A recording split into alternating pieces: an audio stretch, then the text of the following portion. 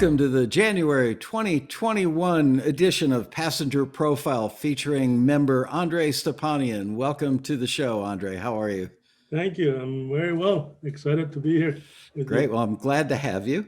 I want to mention right up front that when I first reached out to Andre about doing this interview, he said something like, I'm not so sure I qualify. I'm not nearly as successful as the people you normally interview. But I want everybody to know that passenger profiles aren't only about taxi's most successful members that are making six-figure incomes. We also do profiles to showcase interesting members. And to me, Andre is very interesting for two reasons. I'm going to read you a couple of paragraphs from two different bios that I found about Andre online. The first is from his personal music website at andrestepanian.com. Andre Stepanian is a guitarist, composer, and producer based in Vancouver, BC. Growing up in England, his love of music started at the age of 7 when he began studying classical piano. As a 12-year-old, he saw Carlos Santana perform live in concert, an experience that would ignite his passion for guitar. Later, moving with his family to Spain, Andre was introduced to flamenco with his father when his father gave him his first flamenco album by Cameron and Paco de Lucia, trying to say that correctly.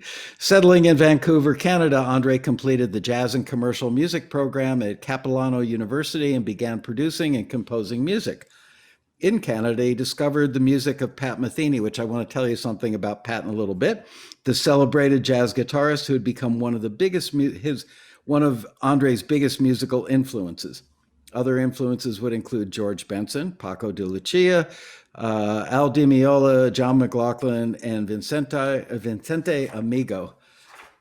In 1992, Andre formed the Latin jazz band Alma Libre with guitarist Martin Simpson, also from Capilano University. The popular Alma Libre opened for the Rite of Rite of Strings, got that, with Al Di Meola, Stanley Clarke, and Jean-Luc Ponty. At the 1995 Vancouver de Maurier Jazz Festival, did I get that right? De Maurier? Yes, yes. Good. It no longer exists, but Oh, okay. Well, it did then. That's what's well, it important. was a cigarette company. So Okay. He performed with the Vancouver Symphony Orchestra in 1997, received a 2001 West Coast Music Award nomination for Best World Release and Best Instrumental Release, and numerous compositions of Andre's were used in movies and television productions as well. Andre Stepanian has performed across Canada and internationally and is currently evolving new musical projects, including collaborations with Vancouver's Frisky Beat Records and Stephanie Pedraza. I checked out some of the videos you did with her. Amazing work the two of you are thank doing you. together. Thank you. Andre's evocative compositions reflect a range of styles encompassing world, jazz, rock, Latin, and an eclectic fusion of non-traditional flamenco guitar techniques with nylon, acoustic, steel string, and electric sounds. Through his travels around the world and proud Armenian heritage, Andre's music reflects his ability to relate to any musical genres while remaining close to his gypsy musical roots. Now, here's the other bio, which has particular interest for me. This is from the Pacific Angler website. Andre is one of the most meticulous fly fishermen you will ever meet. His exacting analysis of conditions, fish behavior, and fly patterns have made him extremely effective at the fisheries he passionately pursues. You will simply not find a more devout beach fisherman, cutthroat fisherman, and lake fisherman. He has spent thousands of hours on these fisheries, honing his skills and thoughts on rods, lines, leaders, and flies. In fact, his flies have a cult-like following, and they're in high demand each spring, summer, and fall. Each year we sell, that means Pacific Angler website sells thousands of his famous epoxy fry for cutthroat, beach patterns for coho and pinks, and mini leeches for interior rainbows.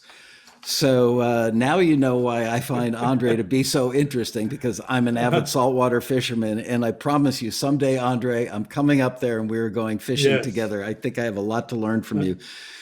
yes. I think we'll get along really well, and the other things you have mentioned in the shows as well. I'm going, wow, we have so much in common. The Yes. helicopters and flying planes and Oh, really? You do that yeah, as well? yes, I did, but I had to Wow. stop long time ago. Yeah, but I had to Wow. stop because I crashed a few, and it became costly. So, I know. and the laws have changed here. It's a you need so many licenses and this and too many rules. So, anyways, that was a long time ago. But when I hear you say stuff like that, I go, wow, Michael, when we meet, we're just Yeah. going to talk for hours about music, fishing, and I other can't stuff. wait. I mean, someday we should meet in Cancun and go snook, tarpon, and permit Yeah, fishing. anytime you want, We, anytime. And I if you love to come here, fish. it's we'll go every day if you like. If it depends when you come, Okay, I'll I take would you every love that. day. And yeah, My fly fishing, my casting technique needs a lot of help. that's okay. First, we go in the park Okay, for an hour, and then we'll go. I've got a good Yeah, side cast. My overhead not so good. that's okay. I teach Anyway, everybody. Yeah. Okay. I found it interesting. The Pacific Angler website calls you meticulous. It's clear that being meticulous is part of your soul, and it really touches everything that you do so well. Do you feel that being meticulous is just part of your soul? It's ingrained in who you are? Yes, it's the right word. I don't believe in perfection. I strive at it, but I don't think there's such a thing. You have to quit at some point, whether you're writing music or making something. Yeah. But I am meticulous in putting out anything, um, and I try to make the best out of it. There's always people who are better than you or do something better than you, but I do my best, and I don't like to put out stuff that it's not right or it's not tested. In if we're talking about fishing or music, I know there's going to be a lot of fishing references in this show, but and especially that it's my business apart from being music. Behind me is my music studio, and then I could show you by turning the camera my other office on the other corner. Oh, great. I can't wait Yeah, to see that. maybe off camera or on camera. I don't know. You make the call. But especially that it's my business. As the bio said, I've spent hours and thousands of um, minutes, hours, years honing my skills. So if I put out something, especially if it's for sale, um, then I want it to be meticulous. Now, whether it's music for myself, maybe not, or for something that is not that important, a YouTube video or Instagram, maybe I'll mix and master for a few minutes, get the levels. But if it's on a going to for sale, then I need to make sure it's meticulous. Yes. Many years ago, like 35, 40 years ago, I was recording a big string session with 30 or 40 players. And Yes. there was an older gentleman who I believe was Austrian, and he was the cellist in the section. And at one point, when they're running it down or doing a take to tape, he took his bow and smacked it on his instrument, and he called a stop. And the guy who was conducting was like, "What are you doing?" And he said, "Look, there's enough mediocrity in the world. We don't need to contribute to that." And and I've remembered that my entire life, and I subscribe to that theory. So I'm glad to see that you do as well, because the world does not need more mediocrity. Yes. I guess another word, if people that know me explain me, is in a good way, pretty intense. Very the, intense, yes. the funny thing is, you come across as such a nice guy, which I'm sure you are, Yeah, well, I'll watch for that, yes. and you're also very humble, and I like that. Yeah, I'm very simple and humble, and I live a simple life, and yeah, I just do music and Simple life and a happy yeah, life and a fulfilled yeah, life. yes, yeah. So, though we've never met in person, I feel like I know you from your active participation in Taxi TV and the Quarantini happy hour chat rooms. I can tell that by your comments that whatever you take on, you give it 100% and you master it, which you just explained. So, tell me about your journey into composing for TV and film. How did you decide to start pursuing that, and what is your ultimate goal? Well, to be honest, as my bio said, I had some placements. Honestly, in the 90s or whenever it was, late 90s or 2000s, um, I didn't know anything about libraries, or I don't know the history of music libraries. I don't know. I mean, you're the master at that, and you would know better, about the history. Uh, I'm born a composer, not to be arrogant, but I'm just born a composer, and I just compose. And then what we did in in '89 when I moved back. I moved to LA for 8 months after my parents moved out from Vancouver. I Mm. went to LA and then Vegas. Now they're back in LA. But anyways, I it was something that when the Gypsy Kings were coming out in '89, '90, I was playing. I started trying to learn that style, the rumba and the guitar, but there was no YouTube videos then or anything. So I kind of mimicked and tried to figure out what they were doing. And it was kind of wrong, but it created my sound that my band I composed. And the journey started as we were gigging so much those days, 10, 12 years. I had 25, 29 gigs a month. Wow. Yeah, my record was 29 gigs, 3 in 1 day. And and by the late 90s, the movie industry was coming to Vancouver because of several reasons. Maybe the US dollar, or it was cheaper to make them here, or more studios were, or the scenery after Rambo. I don't know the reasoning. I was so busy those days. And then we were playing a lot of concerts and gigs. It's a very small town, and you'll have people come to you, or famous actors. You would play a brunch gig that I did for 6 years in a hotel, and there'll be Morgan Friedman sitting 2 feet away from me at a table having breakfast. Wow. And then the guy from, so it was a time of that movie, and I had 5 agents, and a couple of them were involved in booking, um, dealing with the film industry. So as I played concerts and people came, I don't know who came where, I can't pinpoint that. They kind of started liking my music, and it was that time of that style when the Hmm. Gypsy Kings were coming popular. So kind of lucky and hard work, my music got into TV shows, and I appeared in Vancouver TV shows, and then uh, Taco Bell commercial and other commercials. I was doing a lot of session work as well. So um, so that's kind of like I don't want to say it fell in my lap, but nobody else was doing it. Nobody Right. else could play like that. Nobody else would.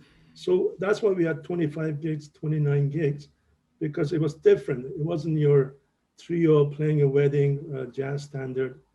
I love jazz. I study, I play, but it was something different. Yeah. So it was new on the scene, and there was nobody else. So I kind of every time Latin guitar, call Andre, call Andre, call Andre. So that's how. And the Food Network was starting at the same time. And then Mm. Rob Finney, a famous chef, he liked my songs. I met him at the cafe down the street. He was watching the flamenco Wow. show. Yeah, it's kind of a small city. I mean, you've been to Vancouver. Yeah. I can walk to the studio that Metallica did their first album. I bumped into Bob Rock at a 7-Eleven, when he was with the Payolas. So Wow. Bruce Allen, Brian Adams' manager, just parked in front of my apartment as I was looking at my window. I went to a restaurant. It's kind of like Sarah McLaughlin is like down the street. It's kind of like a small city. I don't know. It's a So great town. I yeah, love Vancouver. The restaurants there are incredibly good and pretty yeah. inexpensive. Yeah, Maybe not now. yes, yeah, maybe not now. Yeah, I was there in the mid '90s, and I Yeah. remember Oh, okay, okay. I went to one of those all you can eat sushi places with the little Yes, boats going around. I yes. ate so much I Oh, actually I went know back to exactly where you went. You were I on went Robson Street. yeah, I went back to my hotel room and actually threw up. I ate so much food, and it was really good. I know the boat Um, one. Yeah. Yeah. So when you decided to get into doing, I know that that was what kind of introduced you to the concept of getting your music placed in film or television. And boy, you're Yes. right. It was right place, right time, right skill set. Yeah. Yeah. I Yeah. mean, you can have good luck and then not complete the task if your skills weren't there, but yours clearly Yes. were. So, what is your ultimate goal? What made you join Taxi? Was it to get your stuff in film and TV? Was it to get a record deal? Yeah, mostly. Again, I found that about Taxi sitting in a music store that I buy my guitars from, and a gentleman beside me, as I was testing guitars, or he was playing guitars, we started talking, and I said, "Yeah, I compose a lot of music." He goes, "Oh, you should get into writing, submitting for TV, music libraries." I'm like, "What is that? I don't even know." He goes, "Well, So he shows me the letter he got, or I guess then I didn't know what he was showing me. the placement or the submission or the listing, Ah, right. right? I go, what is that? He goes, oh, it's a company called Taxi. You sign up. It's a membership. There's lots of free ones that go bankrupt or they're no more in 6 months. So I was like, interesting. I have so much music in my brain and hard drive and computer and I don't know where else. My CDs. So I came on. I started searching. Unfortunately, like I said, and like you probably mentioned, it took me a while to study what it was and the other companies that yes, he was right, free sign up and no pay, and then next time you open the computer, they were not there anymore. They said the Right. website's gone. So humming and eyeing and saying, oh, shall I join? And it took me a while, like I said in the interview in the written section, you know, Right. I finally jumped after seeing that video. I watched a lot of videos on YouTube. I said, well, this person is real. The company is real. These are real people. And the person in the store is real.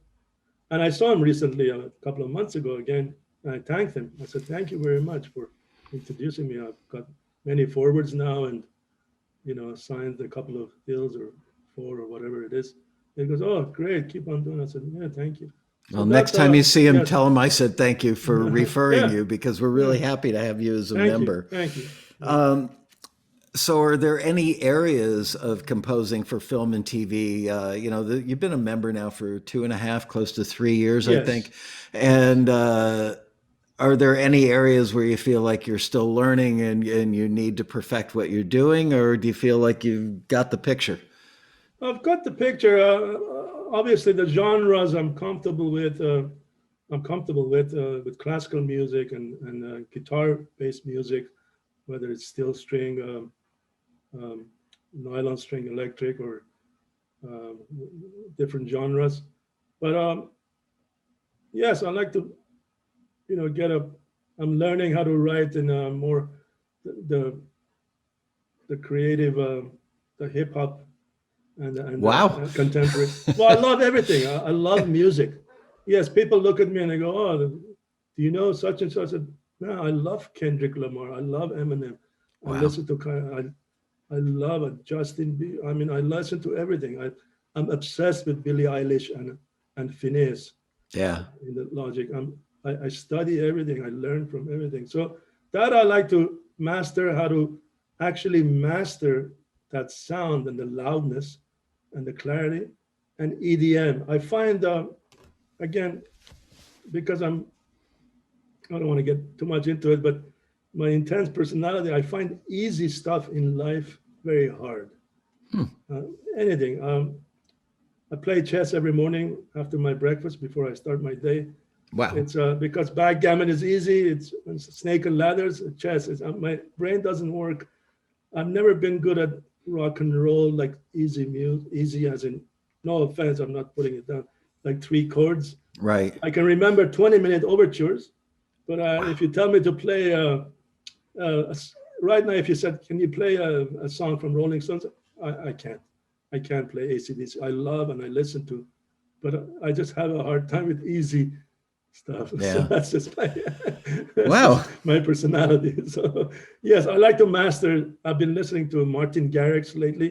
Yeah. He's 24 now, and he started when he was 14 and already well. So I'm like, why is this kid, besides his personality, and why is it he's so successful, and why isn't the other person? What does he do, and what is his work ethics? And so I study sounds, and yes. So if you're asking me that question, I like to improve on that. And You really? yes, taxi as yes, because I have as I said, it's a challenge for me to write that kind of music. Um, if I pick up my guitar and you ask me to write a classical, just right now improvise, I'll just keep playing classical for until you say stop. Right? But but the 1 4 5, Yeah. or starting on 6, and it's it's a bit of a I play blues. I love blues. It's 3 chords, maybe a fourth chord, a passing chord, but I always go off playing something that is not a bluesy lick because it's my personality. I saw one of your videos online where Yeah, you were yeah, playing blues, and I was a yeah, little shocked that you were playing it. But man, yeah. I've got to say, your touch as a guitar Thank player, you, thank I've you, recorded so many guitar players in my career, my thank past you, career in the studio, and your touch is just superb. The thank you, only other thank you. player I can think of, I don't know if you'll know this guy or not, that I've seen that's in a similar world that you're in. Have you ever heard of a guitar player named Sal DeTroia? No, I haven't, but I will check it He out. was the Yes, acoustic player on like the Boxer for Simon and Garfunkel, yes. and he played guitars made by a guy named Jimmy DeQuista. And I think Sal might be dead now, but if you and Sal met, the two of you would become brothers like in a minute. Very, very similar. He was like a thinking man's guitarist, very analytical, very much like you, and had the Yes, touch. thank It's you, he made it look effortless. Like when I watch you, it's like it looks like your fingers are barely touching the fretboard. I would have to thank you. put so much energy in to get the tone that you get, but woof, you make Yeah, it look easy. that's my main mission. But the only thing is, I'm trying to get out, and I still do, and it's getting better because of the. I'm not even Latin, but because of the playing flamenco, Spanish, and Latin, always people, nylon string, like they don't see the other. Right. Like I studied jazz. Before all this stuff, I played, jazz fusion. My first introduction, my first album after classical at 11 years old, my sister gave me was George Benson and then Chick Corea and then Mhm. Keith Jarrett. So, so that's but they always say, oh, Latin nylon colandre, but Right. but it's changing. It's getting. No, I saw some of your jazz stuff and your blues stuff. Yes. You are a legit player. You're Thank you. equally Thank you. adept at all those genres. Thank you. Thank you. Um, are you? How do you compare your playing chops to your composing chops? Are they on par? Are you better at one than the other? Uh, yes, I'm born a composer. A lot of people might disagree about this being born. Uh, there's always an argument even with my family or my or friends. You can become a basketball player. You can learn to be an engineer or doctor, but some things naturally. I'm not saying you can't compose or cook if you're not born, Right. but I'm born a composer. Then I use guitar now. I don't play piano like I used to because I just play guitar. Yeah. Then I use an instrument to compose. So I would say, yes, I can just compose every day and without force. It's come to a point that almost I can't even pick up my guitar to practice. Every time I do that, I don't know, the last 5 years, something's happened or more music is coming. I just keep composing. I go, stop, I got to record the other ones. I haven't even Wow. finished the other.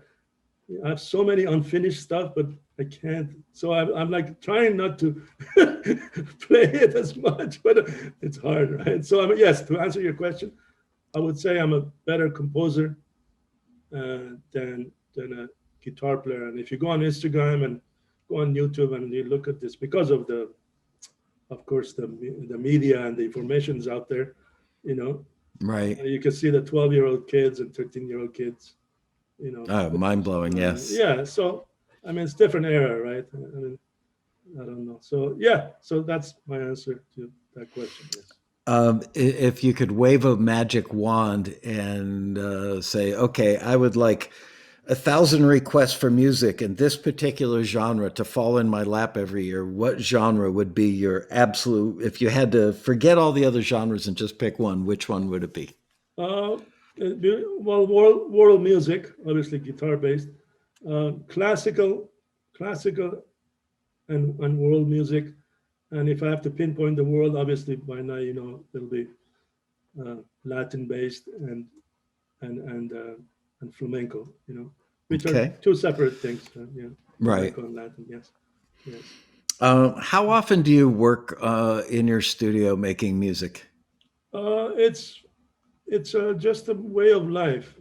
Behind me is my studio, and I have another room that it's full of gear, and I have all my guitars that you can't see, they're hidden, some of them. I won't say how many guitars I have. I'm embarrassed, but but I only have the oven left to hide the guitar. So so anyways, so it's just a daily. I just do Every that. day. I practice. It's 12, 14, 16-hour days for me. Wow. Yeah. Well, here's a question I didn't write down, but I've got to ask: do you own more Yeah. guitars or fly rods? I own more fly rods because they're obviously cheaper. Right. I own a lot of guitars, but a lot of them are collectors and investment for future. Yeah. And I had to buy insurance and blah blah blah. A lot of them I use and the collectors, but I would not take it out to gig, which is not happening right now. But a lot of them is for work. I just because of taxi and submissions, I owned the steel string, but it wasn't good enough, and it was a collector's. So I just bought a steel string about a couple of months ago. Yeah. I used it, and I actually got a forward, so I was happy. So, It's the so new I have the to magic blame guitar. I have to blame taxi for for buying another guitar. That's my excuse. Oh, good. I hope we help you generate the money to pay for it. Yeah, that's okay. Um, so, how long have you been recording and producing your own material? Uh, well, I started seriously. I would say early 1988 with Cubase, Mm. um, but starting on as in a Fostex 4 tape or my VS880 Yeah. 1994, which was $3,600 then when it came Wow. out, which is $100 now. I still have it. So that was 94. I got seriously into it. And then when the computer and the things changed and it was computer based and not the VS880, I turned into Cubase and I did a lot of work on Cubase and produced other people's CDs and played on other people's CDs. So and then lately from 2017 when my PC crashed and had the Cubase, um, I I bought a Mac, which I always wanted, and then got into Logic and had to relearn all this plugins. If you look at my older stuff and go to SoundCloud, and I have lots of stuff that is not out in public. I'm not proud of the mix or the mastering, but you know what? I can't. That's my story. It's not an excuse. It's reality. I was learning how to do Logic, and if you're using a compressor by Logic, it's different than if you were using something else. So, but I was putting out music at the same time. So, Well, I got news for anyways, you. I've yeah, probably mentioned this on Taxi TV, but I'll be walking through a grocery store and hear a record that I did back in like 1979 coming through the speakers and the ceiling. yes, And I just sit there and go, oh my yeah, gosh, what was I thinking? None of us ever look back at our old recordings and think that they're perfect. We have moments that we're proud of, yeah. but you're always getting better as an engineer and Yeah, producer. Every I'm, day I'm you're getting learning. better. Yes, Yeah. yeah. I'm learning Uh, from you, from what you say, and other people, and listening, and yeah, and I YouTube. could tell that Yeah, you've tackled your recording uh, abilities the same way with fishing and yeah. with playing, with everything. That's just you. You're a guy who really digs in deep and strives to do it Yeah. incredibly Well, well. the fishing is much easier. I don't know. You got to be able to. You got to know, tides and barometric pressure, Sure. and be able to read the water and know the time of day, the water temperature, what the hatch is this month, all that stuff. Yeah, I put out fly tying videos every 2 weeks, every Monday, and I've subscribers and my customers from before. Yeah. It's way easier to make a fly tying video than a music video or record. Yeah. Yeah. Uh, what would you say to your fellow taxi members who are intimidated by tech? Because there are a lot of them that still use outside studios and they feel like they'll never be able to learn how to use like Logic on a Mac or something. What advice or what encouragement could you give them? Um, um, I would say just I know the feeling. I know the feeling. It's always the same steps as I hear people say. They got Cubase or Logic or something or a new computer. They'll dive into it, and then it'll be overwhelming. They'll leave it for a few months, years, Yeah. and then they'll come back to it and then be in regret. and then maybe not leave it or leave it again. Just you. And nowadays it's so easy. I mean, we would phone people. How do you do this? And can you come over and stuff? Now you have YouTube and Yeah. and and, and other information on Google. So it's all you have to do is just dedicate time. Don't be discouraged. And it's a lot of time. It's hours, and it's never ends. They say it's a fact, not by me, that you only need to learn and learn 20% of a program, whether it's camera or whatever. Hmm. The rest you only look at when you need it, if it's film scoring or how do you do this, right?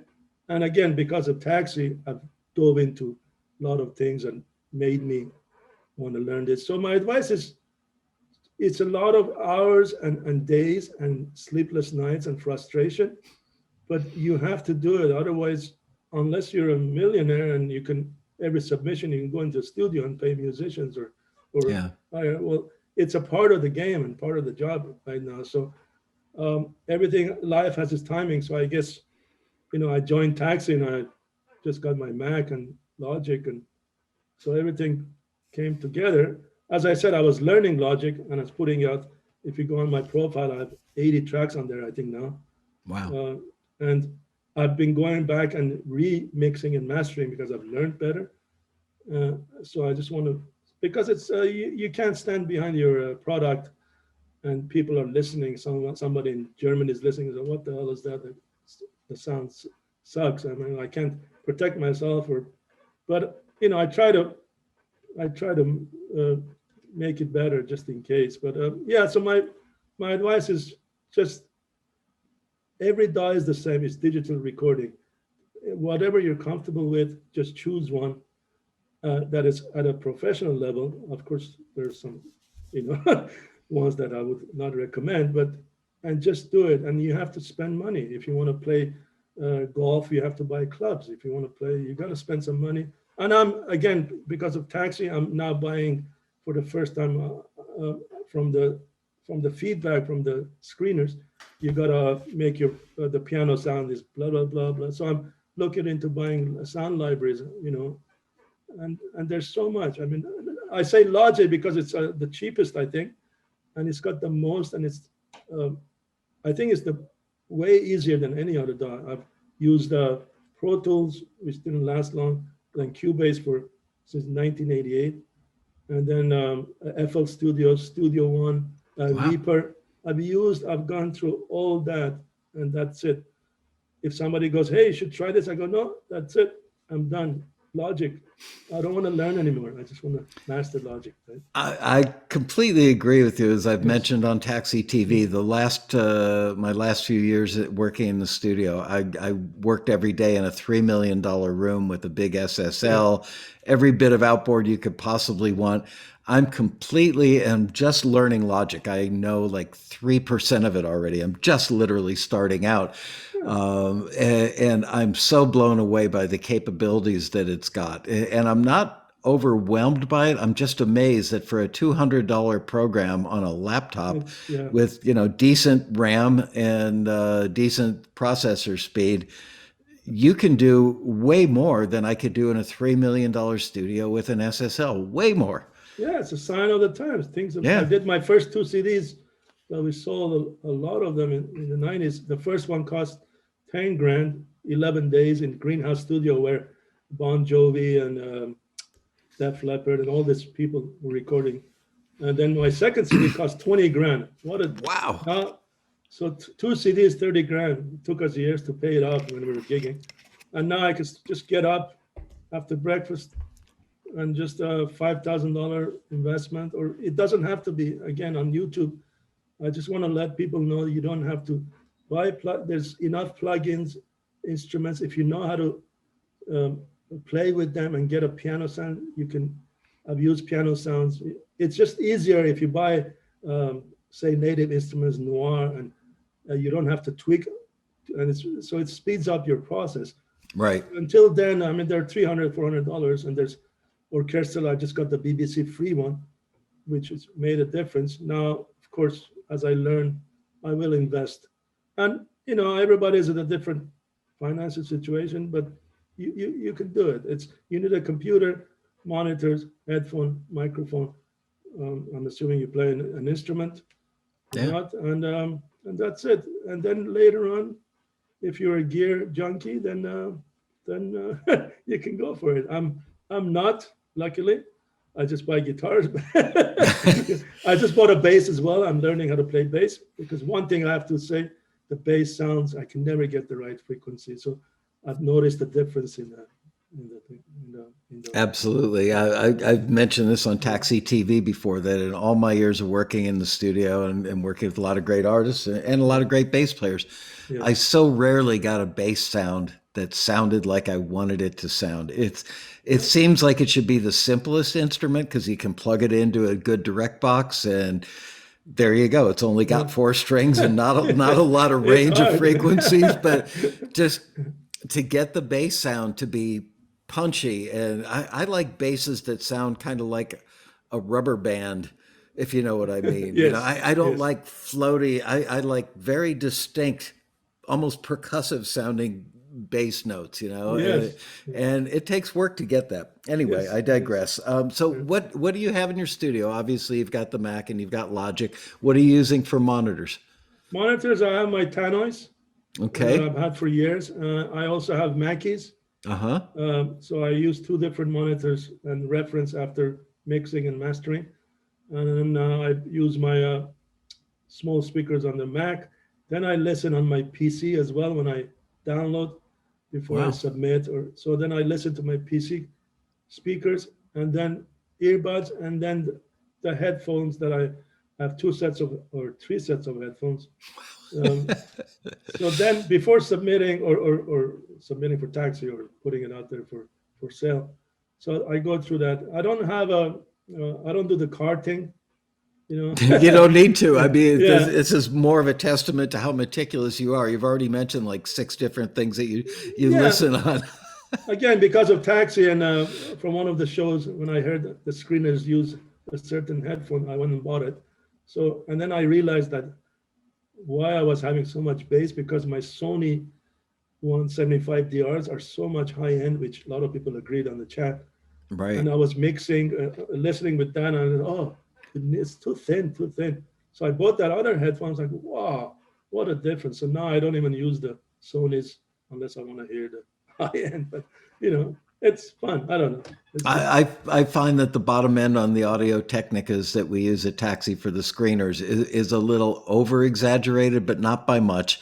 They're good. They're good utilitarian headphones. I don't know that I would ever mix on them, but well, yeah, they're pretty good sounding. yeah. I think you use they use the 25 MHX. 20, the 50 is the very standard in studios. A lot of people have that in Yeah. the studios. The 50s are obviously around $300 or something. Yeah, Yeah, the ones we got for yeah, taxi, I want to say were much cheaper than that. But we yeah. tested several different ones and we like those. We went, wow, they're kind of like NS10s. They don't sound pretty. Like Tannoys, I think, sound very pretty. They're very satisfying speakers to listen to. Yes, that's my next monitors. I love to buy the NS10, Yeah. NS8 or NS10. That's my next. Yes, I find the NS10s are so flat that you have to work harder to make things sound gorgeous on yes, them, but that's the whole point.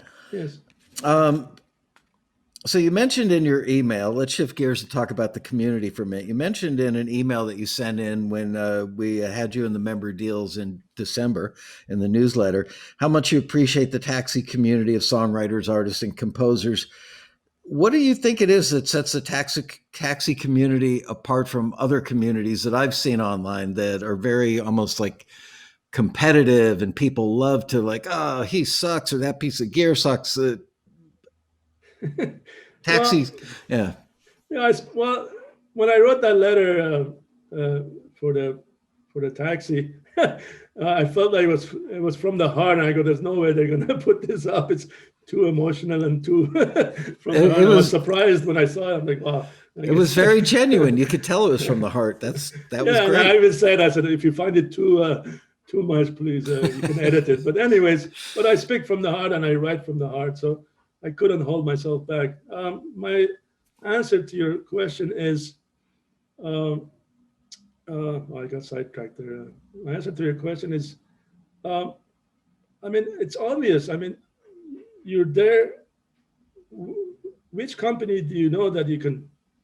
I mean, not a lot of companies that you talk to the CEO and he phones you at home and out of the goodness of his heart does shows every day. Well, A lot of days, student, yeah. a lot of days, and it's like it's become a, and the people, and I haven't met one person. I've never been to a rally yet. Unfortunately, it didn't happen, and I was great for the virtual, but you can tell from people's comments and writes in the forum, which is Yeah. another thing we can talk about. I can post about the forum, like forum, how great it is. It'll take me an hour just to talk about the forum. But anyways, uh, and yes, it feels like, I mean, you're assuming that when you actually meet these people, you're gonna get along, or Oh, yeah. they are not. But anyway, from you can tell who's generous, who's always commenting, who's saying, and who's shy, who doesn't know this, who needs help. It's kind of you're a student. I believe you're a student in taxi, and at the same time you're a preacher, and you're teaching, and you're taking peer on the Yeah. forum, always trying to make people not to quit, and and don't give up, and at the same time then you become a student at the same time for something else. So not everybody obviously has thousands of members. Not everybody's else. It's always the regulars, 80% of the same people, Yeah. which hopefully it changes. I think it should be more, but I think you'll be so excited when we can have a physical road rally again and you get to meet all oh these people that man, you've met in the yeah, chat room. It will literally feel, because I've heard this 100 times, it feels like you're meeting people that you've known all your life and you've never known them man, other than through the typewritten word, but now you get to give them a hug and go have a beer with them.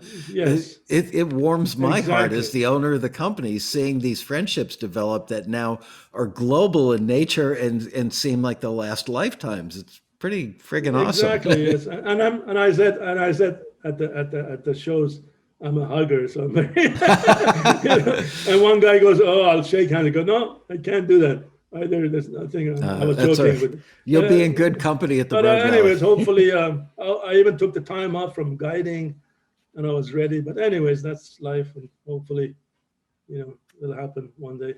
I hope so. Yes. And I, since my parents moved to LA from being in Vegas for 30 years. That's a great. All my family lives in LA, so oh, I have great. nobody. Yeah, I don't have anybody here. So yeah. Wow. So yeah, That's I was good to know. yeah. I hope they live close to the Westin Hotel by LAX No, they just bought a house in the hills, Tahunga Canyon in the hills or oh, something. Tahunga Canyon. Wow. Yeah. Okay. Yeah. So they're like So yeah, probably 45 minutes to an hour from yeah, they were LAX. in Vegas for 30 years, and then they're getting old, so they moved where my sisters live, and Nice. then so they just bought a house. Oh, I know that area up Haven't there. seen. I It's was beautiful. okay. Yeah.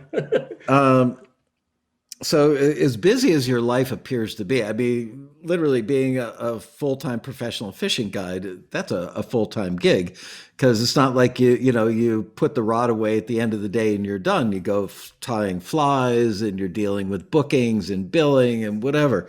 Yes. But yet you always, and all the time you spend in the studio, which is a tremendous amount of time, you always seem to find the time to show up for Taxi TV and the Quarantini happy hours on Tuesdays and Thursdays. Um, why have you made that a priority? I'm happy that you have, but why? Well, I will share the secret. Well, I am a workaholic. There's no doubt. At least the last 10 years. I start with tying my orders. I guide through Pacific Angler. I don't do the bookings, Oh, but good. I still go, and I have to go on sites at the river, make sure it's still there, what's happening. It's mostly fall and springtime, and late summer is my busy time. My only Right. break from fishing and tying is December, my slow time. And as I choose to do that, I could, but I just choose to take a break. And so I start with my other office in the other corner, the fly tying section. That I can show you later off camera or whatever if you like. But Yeah. and once I have my orders, and I tie every day, and I'm very disciplined. Because you work from home, um, you have to make sure you're still working and you're not going somewhere else. And yes, you can take a lunch hour whenever. So when it comes to the shows and watching it, I need uh, I'm not a person that will phone somebody to go for coffee, or I'm just always working on that Mhm. until somebody takes me off the desk, which is not good. It's not healthy. I've been there before, and practicing so many hours. But I try to change. When you were doing those New Year's resolutions, I couldn't comment because I wasn't that person. So actually, I'm learning how to chill out by forcing myself to watch a crappy movie on Netflix, or or or, or not crappy like you. Thanks to you, I watched The Money Heist, so at least that's good. And I finished it. So I'm trying to look for excuses. So I'm not saying the Quarantini show is an excuse, but I just use that to take a break, a forced Uh-huh. break. So I just take a break, and then I go back, and then that's it. It's And not and every day it's anymore. It's not every day anymore, but I've never missed one show. But it's wow. my break, right? So that's It's how I think of also it. it's a break, but it's still learning experience Of and course, a networking. yes, It's a place. I mean, look how many friendships. There are 50 or 60 it's people on there who feel like they know you intimately because it's you're there all the amazing. time, and so are I, they. it's amazing. As I said, I spoke from the heart. I can't. I still don't know how to thank you. When I see you, I will give you a big. I mean, I can't. I can't maintain myself. So, I hope that when we finally do get to yeah. meet in person, that we're allowed to hug. That may be mandated by the federal government. No Especially hugging at times, allowed. yeah, especially at times like this. I mean, I get up. If it wasn't for taxi right now, or submitting or writing something to look forward to, or checking your email, and when Yeah, I don't even know what. There's no gigs, so yeah. so yeah. Let's see. Where I lost my place here. Oh, I want to read. You were talking about the piece that you wrote that was so from the heart, and I hope this doesn't embarrass you. Okay. But in a recent email to Taxi, we reached out to Andre because we saw that he had just signed a couple of deals, and we'd like to put our member deals in the newsletter. So we reached out and said, "Tell us about it." So in the deals report, he said some inventions change the world for better or worse. Some ideas like taxi have changed lives for composers and musicians. My only regret is not finding and joining taxi sooner. But as they say, better late than never. My heartfelt advice to those of you who are taking your sweet time and wondering whether to join taxi or not is stop and join. Time is precious, and every learning or every listing opportunity could be your next winning ticket. It doesn't get any more real than this with Michael, Deborah, thank you, and the whole wonderful staff. Um, I can't I can keep thanking Taxi and keep raving about Taxi, but words are not enough to express how I feel. But I will say it again, thank you. I'd be a member for life even if I weren't making any deals. I am grateful for the knowledge that Taxi provides. So I just want to say to you, we all love that. Everybody on the staff saw that and they all went, Oh, thank ah. you. Thank you. We live in a world where unfortunately a lot of times we break hearts because we are very real in what we don't sugarcoat stuff. We're not mean about it. But if somebody's music needs help, we'll say, this isn't ready yet. It needs some help. Here's what Yeah. you can do. Some people don't take that too well.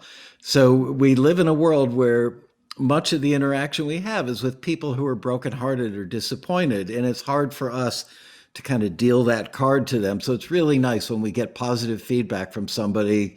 It gives us it puts coal in the engine to drive us forward, if you will. Yeah. Well, as I said, it's from the heart. Yeah. Well, we all appreciated that very, Yeah. very, very much.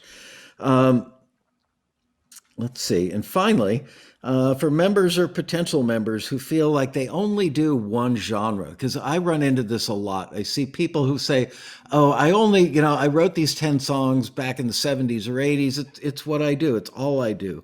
And they're not seeing the bigger picture. They're not looking, the 10,000-foot view down and seeing the whole landscape. Do you have any advice for people that have a very narrow view of their music and what their potential capabilities are, as far as, because you obviously do many genres and you take them all very seriously? Do you think other people should I don't want to put words in your mouth. Yeah, I think I understand. That's one question. I looked at it even more than the others. I think I understand the question. How do you know you don't know that unless you try it? Right. How do you know when you're growing up? How do you know if you can cook if you don't take a knife? And how do you know anything? Your parents buy you golf clubs, you throw them in the corner. You're not interested. They buy you a tennis racket. You go for, well, I'm not Right. a tennis player. They buy you. So how do you know if you don't try it? I've never thought all these years to buy a bass, and I did. And you know what? I was playing the other day. I'm like, wow, that sounds pretty cool. I didn't know, right? Yeah. How do I know? How do I know? I'm the only one thing I'm trying to master right now is country music is my least my weakness, the finger picking. But if you don't know, how do you at least try it, right? I love every kind of music. I love Justin Bieber. I love, as I said, Billie Eilish. I listen to a lot of contemporary music, Kendrick Lamar. But how did I know when I saw beats, people making beats? I said, oh, let me make some beats. It's not my best interest. And I Yeah. was like, oh, this is cool, poking buttons. And then, so I'm like, oh, that sounds pretty cool. And now actually using one of the beats for submission that I did a year ago. I'm like, so my advice is, well, try it and see if you and get again through the forum or YouTube or other sources, get help and try to improve. That's all I have to say. You might some things come naturally, as I said, by saying born. A composer. I mean, Michael Jordan is obviously Right. different than others. They're born somehow differently. Yeah. So, but you don't know until you try it. So, and if you don't, go back and just, I think, as I said in a conversation, if I can just mention this, if I Sure. have time. Yeah. Yes, I believe, and you're saying I play all this different stuff and genres. Yes, um, it also could be a curse and a blessing. I always find that to play one style, flamenco guitarists who don't know how to. If I went to Spain right now, I played jazz and I played the licks and all this stuff. I go, well, the best flamenco guitar. Hey, can you teach me that? I have no idea, and I know people who've tried to play Pat Metheny, but then I'm envious of people who are just do that because then they're really good flamenco guitar players or really good jazz guitarists. Really. So yes, it's interesting and it's good for session because I do a lot of session work. Yeah. So you can have me in a studio and I can do all these styles. But at least try it, right? And you're best at one thing, and the other ones are not maybe 100%, but you know, there could Good be, enough. yeah, good enough. Yes, exactly. I see people that go, I'm a singer songwriter. I play strummy acoustic guitar, singer songwritery stuff. And they go, well, you've only got, 4 or 5 listings like that a month at Taxi. And my advice to them is, have you ever thought about doing instrumental cues? And they go, oh, no, I'm not a composer. They see the word composer and they assume that it's a guy with, sheet music and a baton. And it's not that at all. If you can play strummy acoustic guitar, you could be doing acoustic guitar instrumental cues. They've just never thought about that before. Yeah, So I always encourage people to think beyond what they know their capabilities to be, which yeah. is, And I'm the opposite. One thing I got to add another thing I just remembered, yeah, and be true to yourself. Just don't try to be somebody. Try it, but be true to yourself. I have tried. I'll be honest. I'm the opposite. I have tried to write a song. I'm not a poet. I right, have letters here and there and paragraphs that it came to me. I can write melodies and write endings to a song. You can have me in 2 minutes. I can write a melody to your. But wow, I'm not a poet, so I'm true to myself. Can I sing? No. Can I do Pat Metheny oohs and ahs like Pat Metheny group? Yes, I'm good at that. But can I remember any words? No. So I'm not a singer, songwriter. I'm true to myself, and I don't try to be. right? I So I want to want, tell you about Pat Metheny. yes. When I went to college at the University of Miami in Miami, Florida, Oh, and back in the early 70s, I started there. And I was a business major with a music minor. And I had two suite mates. You know how they'll have two dorm rooms joined by a bathroom that connects the two sleeping rooms. And yes. my suite mate in the other room on the other side of the bathroom was a jazz guitar major, and he was friends with Pat Metheny, who was also Oh, going there. So it was not unusual. Several times a month, I would come back from a class or wherever and walk in my room, and there would be Pat Metheny, and he oh wasn't man. famous then, but Pat Metheny sitting, 10 feet away from my room. I'd walk in there and hang out with them, Oh, and he would put the amplifier in the shower to make it sound better in the bathroom. So oh, yeah, I saw Pat Metheny playing on a very regular basis long before he was famous. yeah. I only met him once here. Actually, Yeah. shook his hand. I saw him here about 13 times. When I was going to college, and then years later. But when I was 11, obviously I listened to George Benson and John McLaughlin and Al Di Meola. Then when we opened up for Al Di Meola in 95 or 94, I can't remember, I got to hang out with Al Di Meola. Wow. He's sitting in my car. We're going to a Chinese restaurant. I can't believe a kid looking up to Al Di Meola. Now Al Di Meola sitting in my car. I have the receipt that I paid for the dinner. And then next thing is, what are you doing tomorrow? I'm like, wow, you want to pick me up? We're going. I'm like, wow, I couldn't believe. I still have his email. Wow. When that to me is, yeah. I mean, I love to meet Pat Metheny, and Lyle Mays is my favorite piano player, and one of those two shaped the way I write and stuff.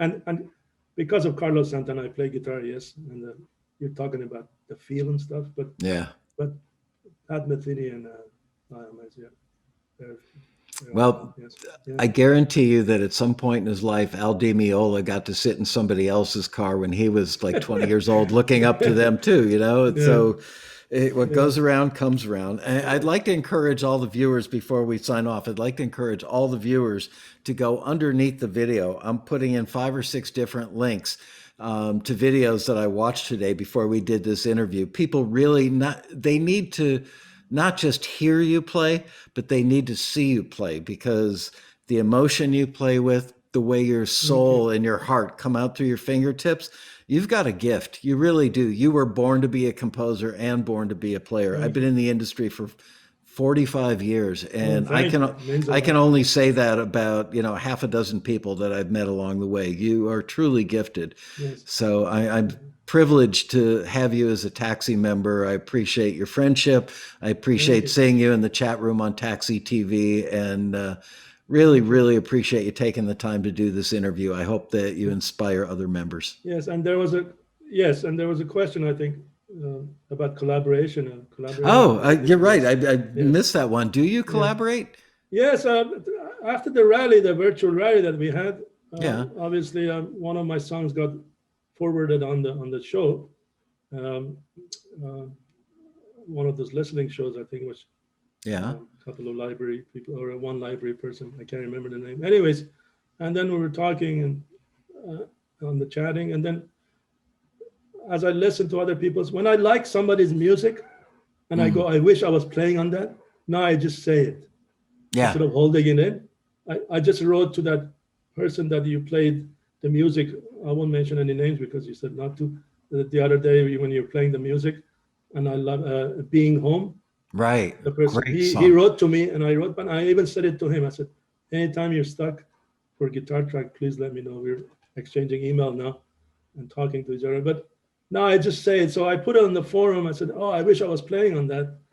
And then a couple of people from England reached out, and piano players. Wow. And then I started playing on their track. And then they said, anytime you need piano, I said, thank you. So yeah, Well, so it's a- great.